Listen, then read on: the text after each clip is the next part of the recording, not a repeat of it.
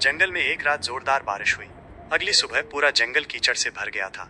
एक छोटा सा चूहा अपने बिल से बाहर निकला। वो भूखा था और कुछ खाने की तलाश में इधर उधर घूमने लगा। चलते चलते उसका पैर फिसला और वो कीचड़ से भरे एक गहरे गड्ढे में गिर गया।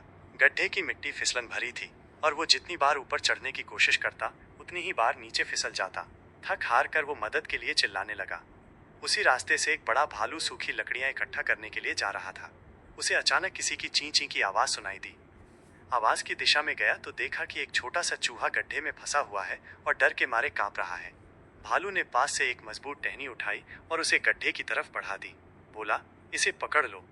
चूहे ने डरते डरते टहनी पकड़ी और भालू ने धीरे धीरे उसे बाहर खींच लिया।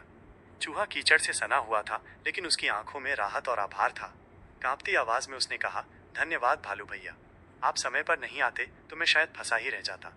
भालू मुस्कुराया और बोला, दोस्तों की मदद करना मेरा फर्ज है। अगले दिन सुबह भालू की तबीयत कुछ ठीक नहीं लग रही थी। उसे हल्का बुखार था और पूरा शरीर थका हुआ महसूस हो रहा था। वो अपनी गुफा में ही लेटा रहा, बाहर नहीं गया। चूहा जब उसे देखने आया तो उसकी हालत देखकर घबरा गया। उसने तुरंत जंगल के बाहर उस पुराने तोते से मदद ली जो जड़ी बूटियों का ज्ञानी था।